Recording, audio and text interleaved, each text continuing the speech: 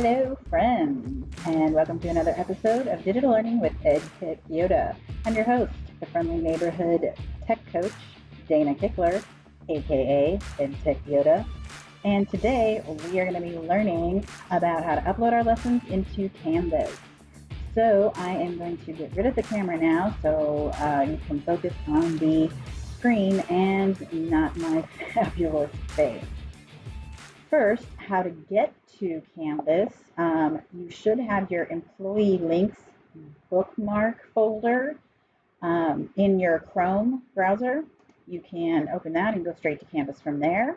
Or in the toolbar, the URL bar, you can type in lms.lacklandisd.net, and that will take you to the login page.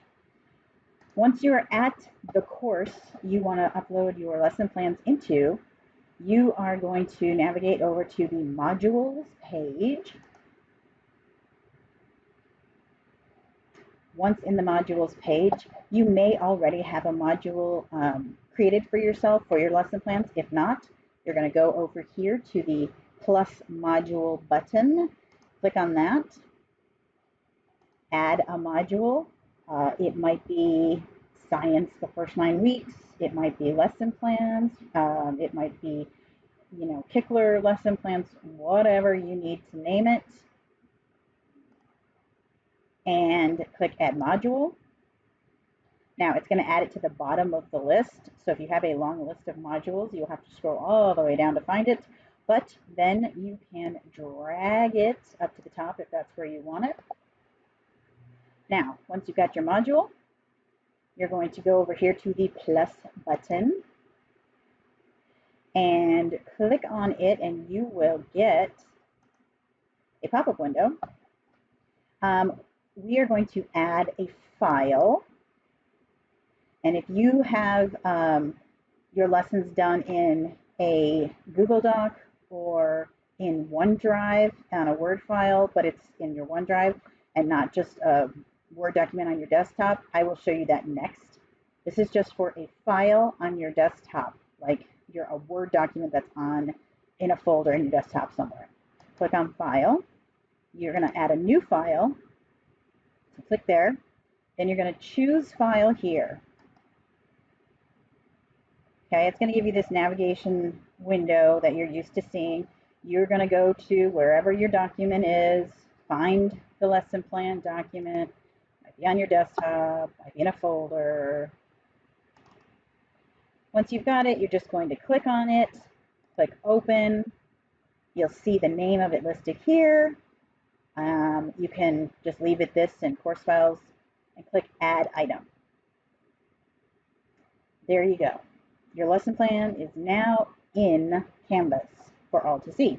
Now, if you have your lesson plans in a Word doc that is in OneDrive or a Google Doc, you can insert it a different way so that when you go into that file and make changes to it, it will automatically sync those changes with the link here so that you don't have to keep coming back into Canvas and uploading lesson plans every week. If you just continue to make changes to the one document that your lesson plans are in, you don't ever have to come back here because this is a link to that document that you are consistently keeping updated, if that makes sense. So you'll click the plus sign here. And again, for a Google Doc or a doc in your OneDrive, you're going to go to External Tool. You're going to get a list of all of our external tools. For Google Drive, you're going to click on the first one listed where it says Google Drive to Canvas. You don't want the one that says Google Assignments. You want this one. If you're looking for your OneDrive folder, you're going to go to Office 365.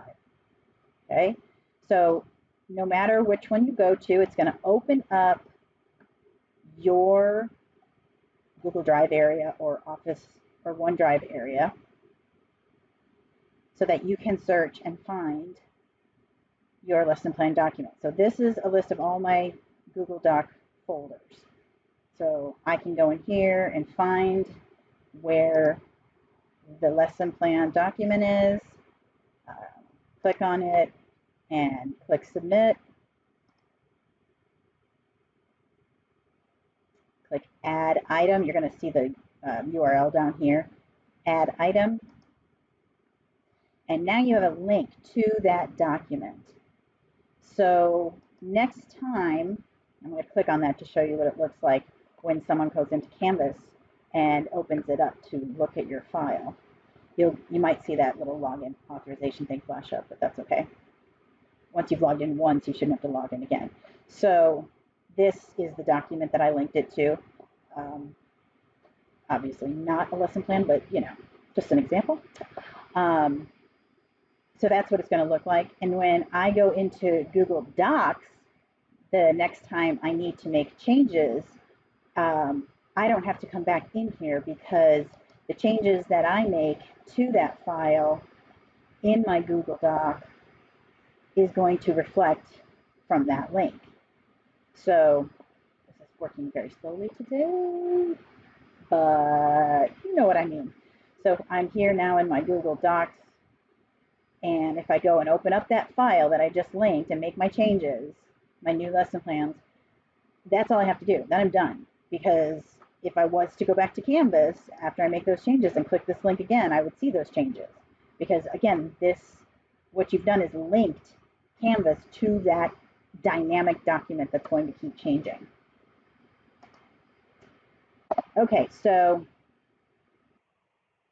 the last thing you want to do is to make sure that you publish the module. If you don't publish it by clicking that little circle there and making it a green check, the people who are in your course as a quote-unquote student wouldn't be able to see it. If people are in your course as a teacher, they can see it still. It just looks like this. Most of the other teachers and will be in your course as a teacher, but just in case, I would always make sure everything that you want to be seen is published.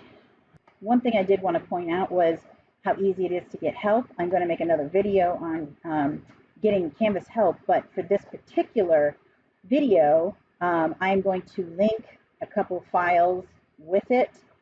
Canvas has its own help files and things, so there's a video that Canvas created on modules and how to add files to modules. So they have their own little video that's 4 minutes, and you can watch that as just another source.